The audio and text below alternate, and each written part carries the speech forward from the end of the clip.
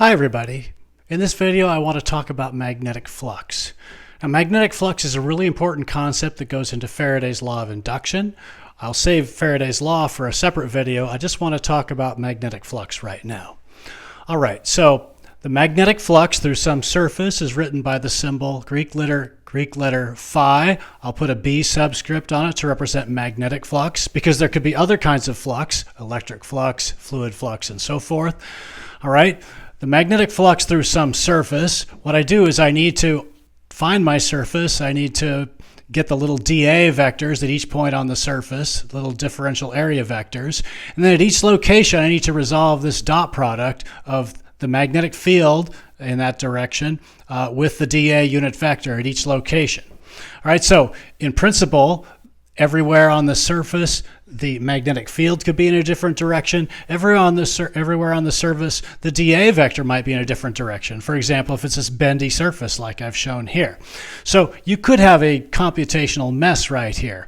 Because remember, B dot dA, right? First vector dot second vector, I take the magnitude of the first vector, the magnitude of the second vector, the sine of the angle between them. So I might have a magnetic field whose direction and strength are changing. All right, so if the amount of the magnetic field is changing everywhere, this will be a variable. My dA is going to be in terms of some things, some x, y, z coordinates. It might be a mess just trying to represent the dA on the surface. And then everywhere I need to know the relative directions of the magnetic field and the area vector so I could find that angle between them. And in this picture, that angle will be different everywhere. So this angle theta is the angle between the dA vector and the magnetic field vector. So I may have some mess. Depending on the particular problem, it might even be too difficult to represent analytically.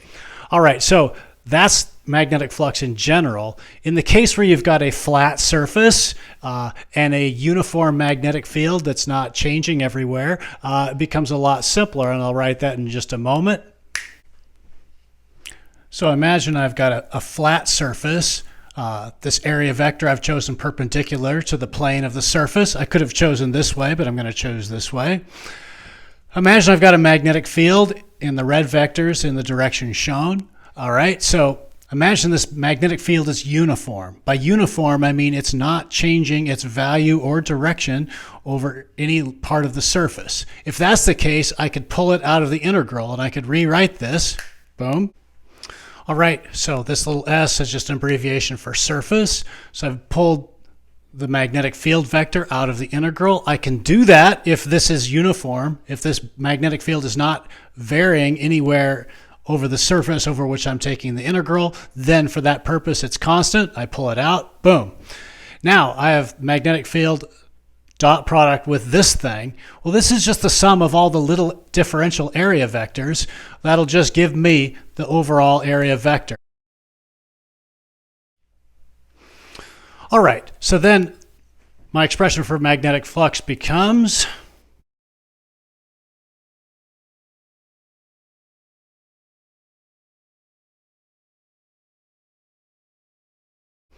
all right, so we're here going from here to here. I've just said that the dot product of any two vectors is the magnitude of the first vector multiplied by the magnitude of the second vector multiplied by the cosine of the angle between them, as shown here. Okay, so this is the expression for magnetic flux. There's a couple of different ways we can think about this expression for magnetic flux. I could write this way and call this a perpendicular. So I'll write this as B a perpendicular, or I could regroup this cosine theta with the B and rewrite it this way. B times cosine theta I'm going to call B perpendicular and then multiply that by A. So I'm just going to write a little arrow here that this is B cosine theta. All right, so I want to illustrate these two pictures in just a moment. All of these expressions are mathematically equivalent, but they give us different ways to think about what magnetic flux is. So first, the plug and chug way to think about it. Magnetic flux is the dot product of the magnetic field vector and the area vector. So I just need to take magnitude of magnetic field multiplied by the area, and then the cosine of the angle between the magnetic field vector and the area vector. So it's just a straightforward computation. All right, but if I take the cosine theta and group it with the magnetic field magnitude, I can define this new symbol, B perpendicular. Well, let's look and see on this picture what that would be. All right, if this is the magnetic field vector and this is the angle theta, then this would have to be B cosine theta, because cosine goes with the adjacent side to the angle. All right, but we define B cosine theta as the B perpendicular. You got to be a little bit careful. This B perpendicular is a component of the magnetic field perpendicular to the plane of the surface, but it's parallel to the area vector, so you have to be a little bit careful. All right, so I can imagine breaking the magnetic field vector up into a component that's perpendicular to the plane and a component that's parallel to the plane. The component parallel to the plane makes no contribution to the magnetic flux. The component perpendicular to the plane does. All right, so we can think of then the magnetic flux as the product of the area multiplied by the component of the magnetic field that is perpendicular to the plane of the area. All right, so the closer the magnetic field is to being perpendicular to the plane, the greater amount of flux you can get for a given magnetic field. All right, there's yet another way to think about it. I could group the cosine theta with the A, define a new symbol A perpendicular.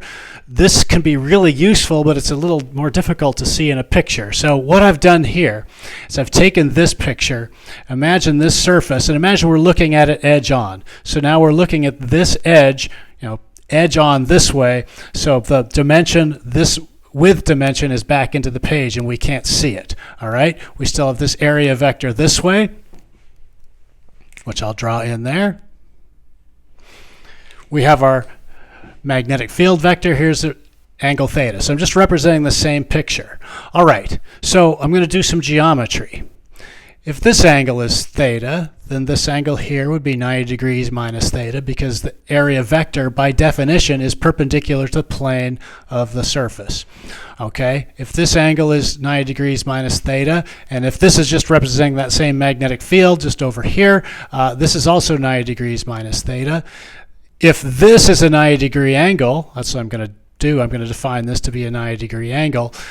Then this will be theta. All right, so what is this? Well, this you can think of as the shadow of this area, but in the part of this area that happens to be presented perpendicular to the direction of the magnetic field. All right, I'm going to call that A perpendicular. But what is that? Well, if this thing has area A, then this thing will have to have area A times the cosine of theta. Now you might say, well, wait a minute, there's just a length here. If this thing is length L, then this thing would be length L cosine of theta. But to get the area, I'd also be multiplying both of those by the same width dimension that would go into the page. All right, so A perpendicular, also known as A cosine theta. You can think of then the magnetic flux as the magnetic field magnitude multiplied by the part of the area that is perpendicular to the incoming magnetic field. All right, so that's three different ways to sort of think about what magnetic flux is. All right, so I hope that helps. That's your introduction to magnetic flux. Thanks for watching.